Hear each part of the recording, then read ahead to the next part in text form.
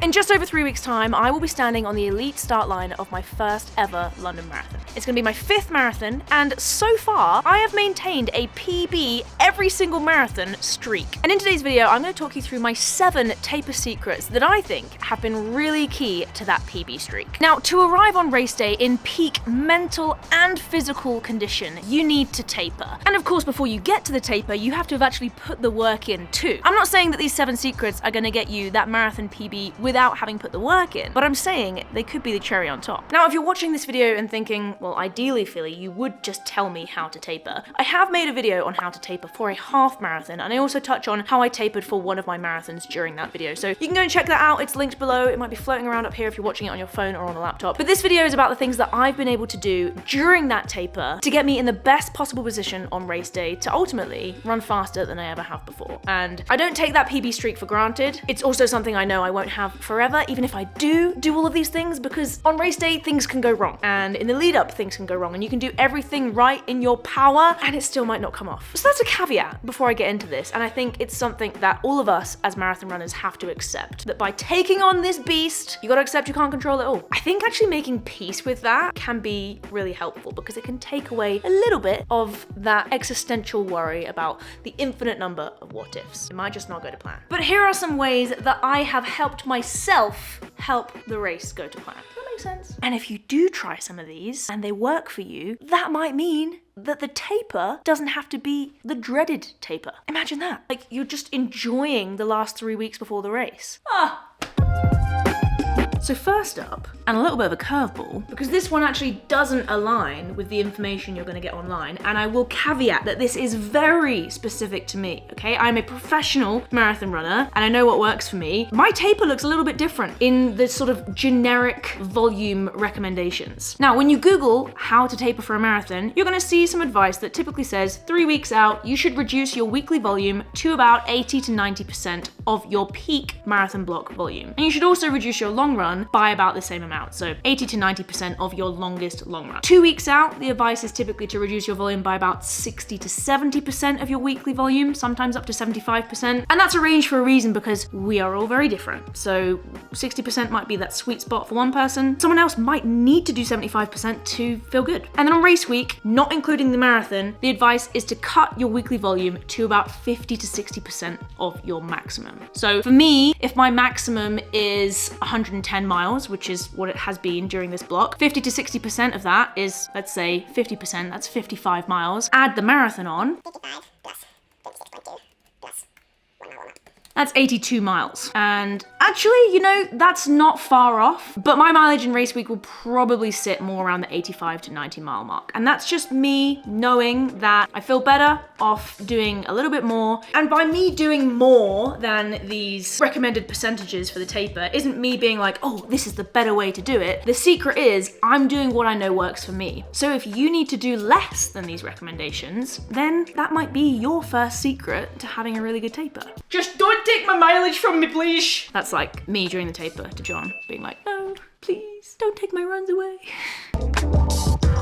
Something else that I dedicate a lot of time to during the taper to make me feel a lot better mentally is working with my sports psychologist. Now, I do this throughout the training block, and I'll meet with Leah, who is my sports psych, every 2 to 4 weeks during the block, but without fail during the taper, I will speak to her every week. And I'm gonna speak to her about 5 days out from the marathon, and that'll be our final conversation together. And we work through a lot during that time. And I'm not saying you have to work with a sports psychologist to be able to tap into these things. By all means, invest in that if you think that that is something that will be really beneficial for you. But there are also aspects of what I do with Leah and that I do as part of my homework from working with her that you guys can do off your own back, and it helps so much. So to give you a couple of examples, 2 of the key things that I will be working on with Leah in the last couple of sessions is my marathon control map, and then my if-thens from part of that marathon control map. I'll share a version of a marathon control map that I have created in the past. This won't be for the London Marathon block because I haven't created it yet and it will look slightly different, but essentially you have 3 columns, and in one column you list out all of the things that are completely within your control, okay? So these are things like making sure that you have your shoes with you, and making sure that you go to bed on time, making sure you've got your safety pins, you've picked up your race bibs, ticking off all those things that are well inside your control. List them out. It might feel silly, but list out as many as you can think of. And then in the next column, you're gonna write down things that you can influence. So these are things that are sort of within your control, but also sort of not, because they may be also within other people's control. These are things like getting to the start line on time. Yes, you may be at the right place to get the bus, but the bus might leave late. Maybe if you've got a family member handing you some extra gels on the course, that's sort of within your control, but they might not be where they said they were when they said they would be. So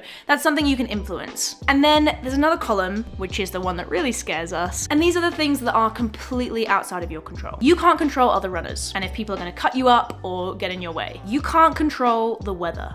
How I wish we could. And what this does is make abundantly clear to you what you can control and influence, so what you should be focusing your energy on by making sure that you are in control of those things, or you are trying your best to influence those things, and what you need to let go of because it's outside of your control. But it doesn't end there. Once you've got this list, your 3 columns and all of your bullet points, you then create sentences in the format of if then. So let's take something from the no control column. I'm looking here, and the number one thing I can't control is the weather. So if we go to the if thens, I've said if it's hot, then I will wear a hat. And I will remind myself that I'm good in the heat. I will do my best to keep my core temperature cool, throwing water over me, picking up waters, maybe even adjusting the pace if it's really hot. And all of a sudden, I have an action plan. The idea of this is not to list out every single possibility of what if all of these things go wrong. But what it does is gives you an action plan for if any of those things happen. If you don't think about what if it's hot, okay, I can't control the weather, but what can I do to give myself the best chance in that scenario? Then come race day, you might be really caught off guard by it and think, oh my goodness, like this is just gonna throw my race off. This is a disaster. Whereas if you're able to go to that action plan and say, okay, it's hot, I can't control that, but what I can do is throw water over myself, pick up the sponges, adjust my pace, wear a hat, and I'm doing everything I can. And reading over that little list to squash those worries that probably crop up at 10 p.m. the night before the race can be so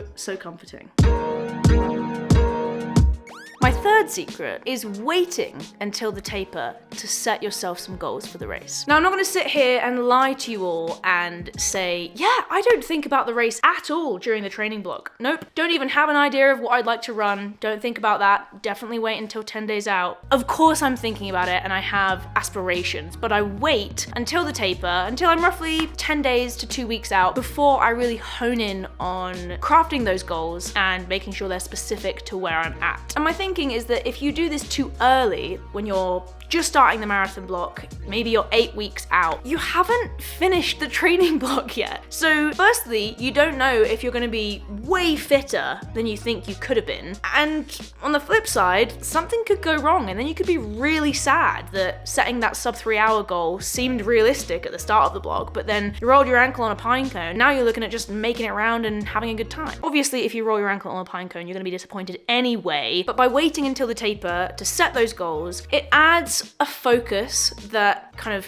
leads you into the marathon. We're kind of counting down the days now, and setting the goals and thinking about them during that time just feels a lot more relevant. So for me, I sit down with my coach 10 days to 2 weeks out, and we're gonna hone in on what those goals are, and they're gonna be different every single time. They are not just gonna be a time, which I feel like is a trap we all fall into at times, because the time is always what you're aiming for. It's what you want to shout about afterwards. It's the PB. Great. Have the time be one of the goals, but also acknowledge that one day that PB streak is going to be broken. One day the time isn't going to come off. We set these difficult goals because they're difficult to reach, which means you're probably going to miss it one day. Have another goal, at least one other goal, that's process-based, that can be ticked off whether you run the time or not. For me, going into the Berlin Marathon, it was a really kind of holistic goal of falling back in love with the marathon and enjoying myself. We wanted me to finish that race really freaking excited to do another marathon. And so there were lots of little things I put in place to make sure that happened. And I'm more happy that I ticked that goal off than running faster than the time I wanted to, because that goal means a lot more to the longevity of my marathon career than just another PB. And don't forget to hit that subscribe button if you want to hear about my London Marathon goals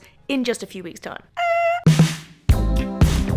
Now, this next one really should be a non-negotiable all of the time, but with busy people, it's often not the case, and that is just investing in some self-care during the taper to help with those nerves, feeling a little bit more anxious. The extra time looking after yourself, surprisingly, really helps with that. This one can be so tailored to you. A few things that I do, as many of you may know, is leading up to a race. I get my race day nails done. It makes me feel ready and it makes me feel like I'm, taking care of myself. It could be as easy as going for coffee with a friend that you haven't seen for a while, or just carving out some time in your schedule for you and whatever you want to use that time for. And another thing that really makes me feel like I'm taking care of myself, not just today, but in the future, is taking good care of my skin. Now, as a runner who spends a lot of time outside, whether it is winter or summer, even in the UK when there's clouds in the sky and it's raining basically every day, I'm wearing sunscreen because it is the repeated exposure over time that's going to damage your skin. And it's so easy to just spend 2 minutes in the morning putting your sunscreen on. My go-to is the sunscreen that I get from Skin & Me, who are also the sponsor of this week's video because they have a really great offer for you. This is me following my evening skincare routine that I do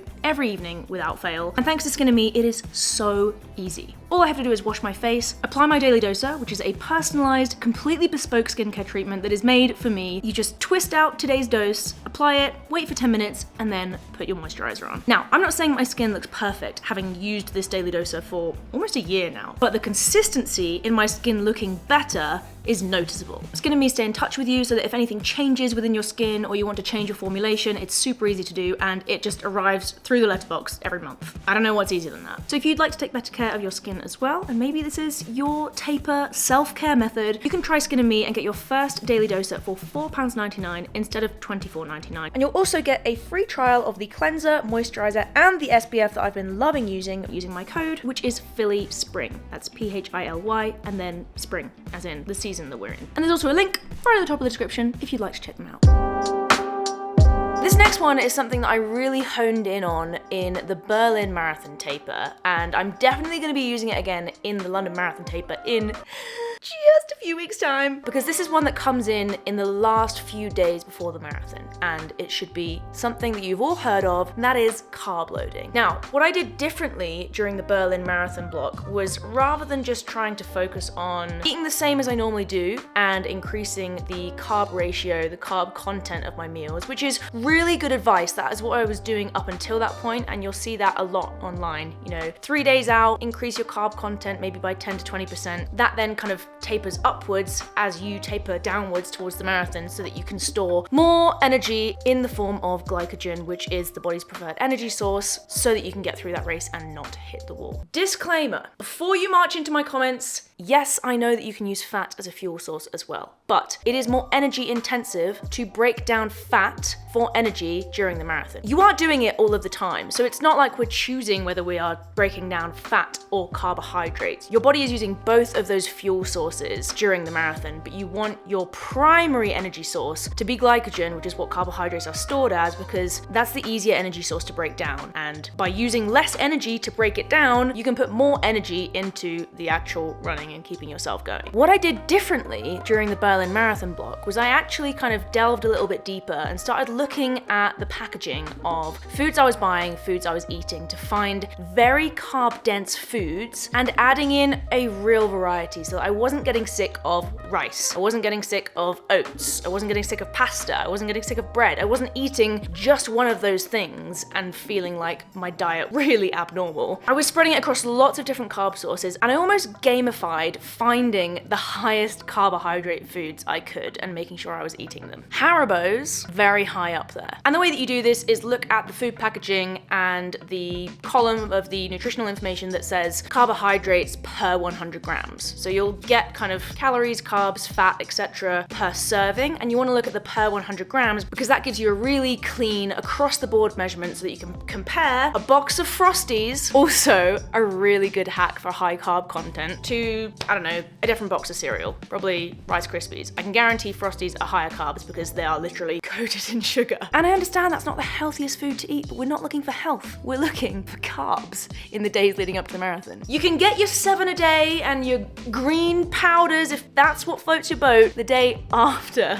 the marathon. Cut it out and replace it with Haribo's the day before. And I also started totting up how many grams of carbs I was having every day. The range that we're given to aim for is between 8 to 12 grams of carbohydrates per kilogram of body weight. And that's in the kind of 2 days, day before the marathon. 3 days out, just eking it up a little bit. We'll see you do fine. Taper secret number 6. This one sort of goes hand in hand with the sports psychology stuff I mentioned earlier on, but it's also so good that it deserved to be spoken about completely on its own, and that is visualization. And if you can invest 10 to 20 minutes per day for the week leading up to the marathon to visualizing your desired outcome and embodying that experience through every single one of your senses, what you're gonna do is tell your brain that you're effectively practicing what you're about to do. And what that does is something very special. Not only is it gonna make you less nervous come race day, it's gonna have some of those what ifs filtered in, and you're gonna feel way more prepared than just having done the training and prepared your kit bag. You're going to have rehearsed the race, and it's also statistically shown to increase the rate of success amongst athletes. And yes, you are an athlete. I won't hear it any way otherwise. Any way otherwise? If you're running a marathon, you're an athlete, okay? You're a specimen, so start acting like it. And this is so easy to do, and it can feel a little bit silly to start off with, but it's kind of putting yourself in a meditative state, in a dark room, closing your eyes, and asking yourself a ton of questions that are going to elicit either a visual response, an auditory response, we're including smells in there, we're including touch, to build as detailed and accurate a picture and experience, if you like, of that race and of that race going the way you want it to. A nice way to springboard into this is to think about a really good workout you've had where everything went to plan, you smashed the paces, you were on fire, you felt amazing, and use the existing visuals, smells, sounds, feelings from that workout to practice this visualization. What was the workout? Where were you doing it? What could you see? What could you hear? What could you smell? What could you feel? How did your legs feel? How did your feet feel? How were you holding yourself? What sensations were you feeling? What were you telling yourself? As many questions as you can, so that if you gave all this information to someone else, they would be able to create a movie of this workout, okay? So you're immersing yourself in it. And then you're gonna put yourself in the position of race day. Break it down to sections. So perhaps on day 1, you might visualize everything up until